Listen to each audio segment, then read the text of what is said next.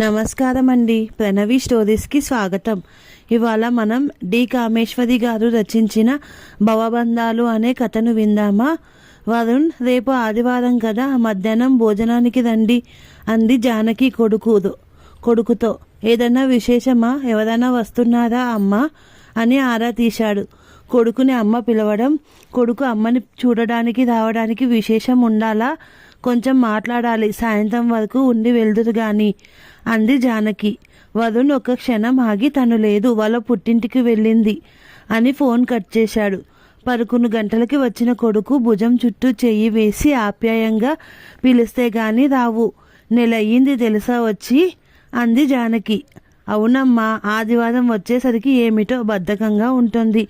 రిలాక్స్గా సోఫాలో వారి, కిందటి వారం నీవు వచ్చావుగా, కలవడం ముఖ్యం, ఎవరింటికి ఎవరు వస్తే ఏమిటి అన్నాడు నవ్వే ఉంటుందనుకున్నా, అందుకే ఇద్దరిని రమ్మన్నా.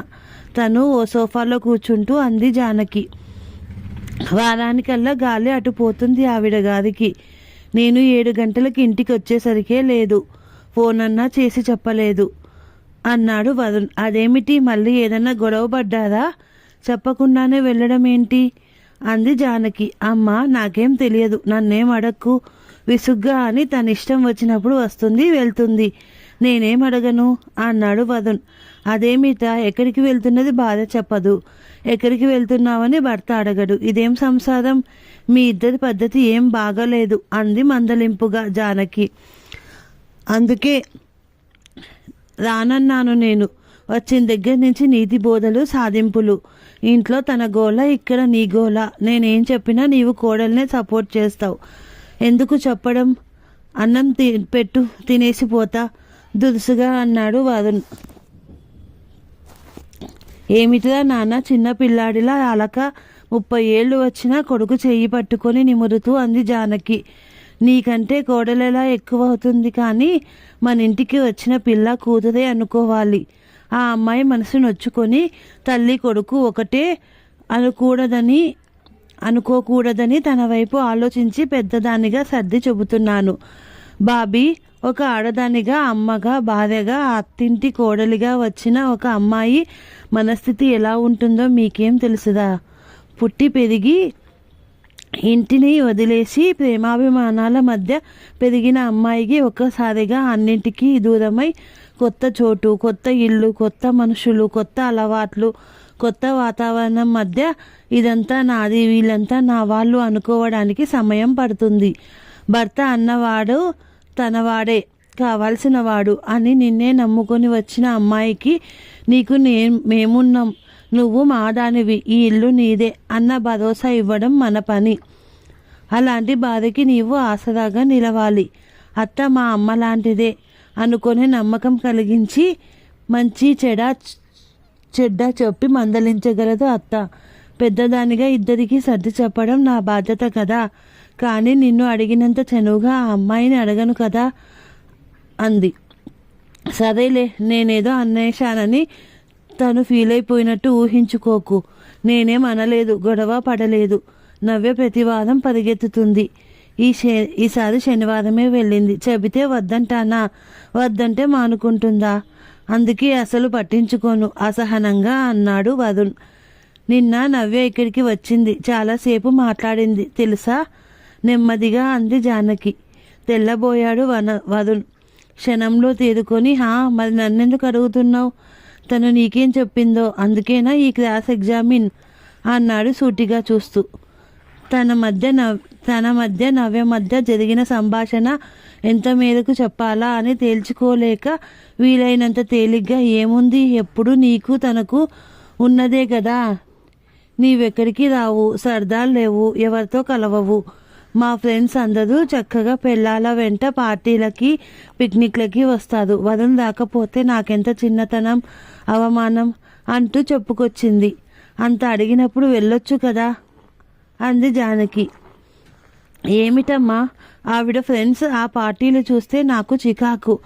అంతా ఆర్టిఫిషియల్ మాటలు, నవ్వులు, మితిమీదిన సోకులు, చీప్గా అనిపిస్తుంది. ఏమిటో ఆ మేకప్పులు, పలకరింతలు, ఆ సుతారంగా మాటలు, లేనిది తెచ్చి పెట్టుకునే నవ్వుల పొగడ్తలు. వాళ్ళెవరూ నాకు తెలీదు. అక్కడికి మొదట్లో తన కోసం కొన్నిసార్లు వెళ్ళాను. సెలవు వస్తే చాలు పార్టీలు, హోటళ్ళు అంటుంది. నాకేమో మంచి పుస్తకం చదువుకోవడం, ప్రశాంతంగా పాటలు వినడం, రిలాక్స్గా ఉండాలని ఉంటుంది. విసుగ్గా అన్నాడు వరుణ్. అవును, ఆ అమ్మాయి సరదాలు వేదు. మీరు ఇక్కడ ఉన్నప్పుడు చూశాగా. ఫోన్లు, స్నేహితులు మరి ఎక్కువే అనుకో. కానీ ఏదో అప్పుడప్పుడైనా తన సంతోషం కోసం తన మనకిష్టం లేని పనులైనా ఇతరులవి అందులో బాధని సంతోష పెట్టడం కోసం కొన్ని చెయ్యాలిరా. ఇంట్లో గొడవలు కాకూడదంటే ఒకరి కోసం ఒకరు కొన్ని సర్దిపాట్లు తప్పవు అంది జానకి. అమ్మ, నేను పెళ్ళిళ్ళకో శుభకార్యాలకో వెళతా. నాకెవరు తెలియకపోయినా నాకు ఈ క్లబ్బులు, హోటళ్ళు, పార్టీలు, ఆడ మగ తాగుడు ఏమిటో నాకెందుకో వెళ్ళాలనిపించదు. ఎప్పుడో ఏ 2-3 నెలలకు ఒకసారో ఏ న్యూ ఇయర్ స్పెషల్ అకేషన్స్, అవి ఆఫీసు పార్టీలు తప్పవు. సెలవు కదా, సెలవు వచ్చేసరికల్లా పద అంటే నాకు కుదరదు.